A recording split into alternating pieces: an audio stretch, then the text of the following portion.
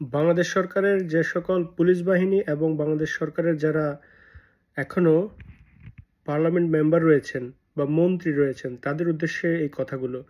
ভাই, আপনাদের যদি বিন্দু মাত্র লজ্জা থাকতো, একেবারে যদি একটা বাচ্চা ছেলের যে পরিমাণ লজ্জা থাকে এই পরিমাণে যদি আপনাদের লজ্জা থাকতো, আপনারা পদত্যাগ করতেন। আপনারা ক্ষমতা দিয়ে কি করবেন? জনগণের সেবা দিয়ে কি করবেন আমাকে বলেন তো? কার সেবা করবেন যদি দেশের জনগণই না থাকে? আপনারা সেই 300 এমপি মন্ত্রী সেবা করবেন? কয়েকজন আওয়ামী লীগের সেবা করবেন? আরে আওয়ামী লীগই তো আজকে আপনাদের কাছ থেকে মুখ ফিরিয়ে নিয়েছে। মুক্তিযোদ্ধাদের কথা বলেন, এই মুক্তিযোদ্ধারাই তো আপনাদের থেকে মুখ ফিরিয়ে নিয়েছে। সাধারণ জনগণ তো আপনাদের দিকে তাকানোর প্রশ্নেই আসে না। প্রবাসীরা আপনাদের কাছ থেকে মুখ ফিরিয়ে নিয়েছে। ভাই, যদি এই বাংলাদেশের বর্তমান পরিস্থিতি নিয়ে যদি এটা আমেরিকা হতো অথবা লন্ডনে হতো অথবা অন্য যে কোনো দেশে হতো, ভাই মন্ত্রী বলেন, এমপি বলেন, এরা সবাই পদত্যাগ করতো।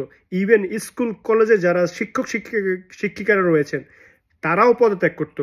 আমাদের দেশে যারা ইউনিভার্সিটির টিচার রয়েছেন, প্রফেসর রয়েছেন, আপনারা অনির্দিষ্টকালের জন্য আপনারা সবাই পদত্যাগ করেন, ক্লাস বর্জন করেন, পরীক্ষা বর্জন করেন। ঠিক আছে, এই অবস্থায় ছাত্র জনতার এই আন্দোলনকে সফল না করে আপনারা কোথায় যাবেন? এদের বুকে গুলি কেন ছোড়া হলো? এই প্রশ্নের উত্তর না দিয়ে সরকারকে কোনোভাবেই ছাড়া হবে না। আমি বলছি, কোনোভাবেই ছাড়া হবে না। কালকে আমার লাশ পড়বে, আজকে আমার ভাইয়ের লাশ পড়ছে, কালকে আমার পড়বে, এর পরের দিন আপনার লাশ পড়বে। লাশ পড়তেই হবে।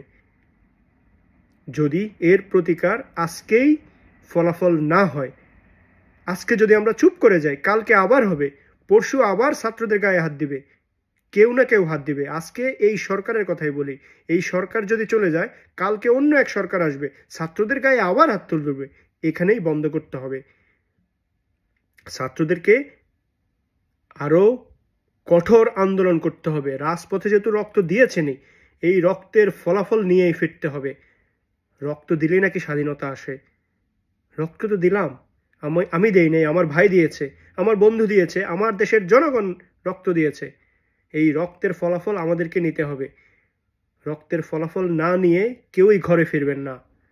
আবারও বলছি, রক্তের ফলাফল না নিয়ে কেউই ঘরে ফিরবেন না। আপনাদের প্রত্যেকের যেখানে যে অবস্থায় আছে, সরকারি পর্যায়ে হোক, বেসরকারি পর্যায়ে কিংবা প্রাইভেট, প্রত্যেকটা জায়গা থেকে আপনারা অনির্দিষ্টকালের জন্য পদত্যাগ করুন, অথবা ক্লাস, অফিস, আদালত সবকিছু বর্জন করুন।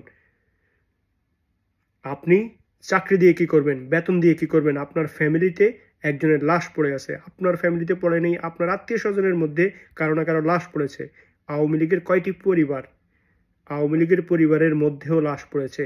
এই লাশ শুধু একজনের নয়, এই লাশ সারা বাংলাদেশের, এবং প্রত্যেকটা লাশ শেখ হাসিনা সরকারের কাঁধে নিতেই হবে, এবং নিতেই হবে। এটাই হচ্ছে আন্দোলনের ফলাফল। শেখ হাসিনা সরকারকে প্রত্যেকটা লাশের হিসাব দিতে হবে। কেন হয়েছে? কেন ছাত্র জনতার রাজপথে আজকে আসতে বাধ্য হয়েছে? প্রত্যেকটা পরিবার আজকে শঙ্কিত। আমরা যারা প্রবাসে থাকি, এই যে আজকে শনিবার, আমি কাজে যেতে পারিনি।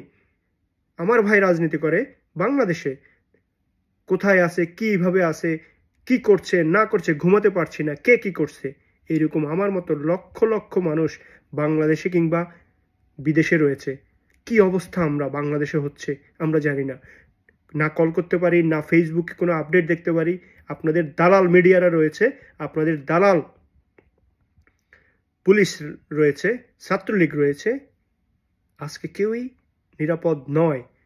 তাই আবারও বলছি, আপনারা যারা রয়েছেন, আপনাদের বিন্দুমাত্র যদি লজ্জা থাকে, এখনো সরকার থেকে পদত্যাগ করুন। কারণ আপনার সরকার শুধুমাত্র জনগণের সেবার জন্য, এর বাইরে তো কিছু না। জনগণ আপনাদেরকে চায় না। ডেকে এনে যারা ক্ষমতা নিতে চায়, নির্বাচন দিন। আওয়ামী লীগ ক্ষমতায় আসতে হবে, বিএনপি ক্ষমতায় আসতে হবে। আওয়ামী লীগ বলবেন বিএনপিকে ক্ষমতা দিবেন না, জামাতে ইসলামকে দিবেন না। আরে ভাই, আপনারা ক্ষমতা দেওয়ার কে? জনগণ যাকে ভোট দিবে, জনগণ যাদেরকে নির্বাচিত করবে, তারাই ক্ষমতায় আসবে। আপনারা নির্বাচন দিন। এনাফ হয়েছে, সরে যান। আপনারা নির্বাচন দিন, ঘোষণা করুন। আজই ঘোষণা দিতে হবে। নির্বাচন কবে হবে?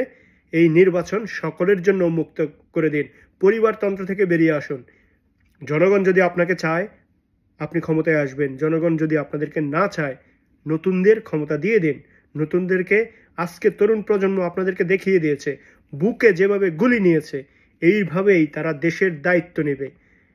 যেভাবে বুকে গুলি নিয়েছে, আবারও বলছি, এইভাবেই দেশের দায়িত্ব তারা মাথায় নেবে। স্যালিউট আমাদের দেশের তরুণ প্রজন্ম, দেখিয়ে দিতে হবে আমরাও পারি।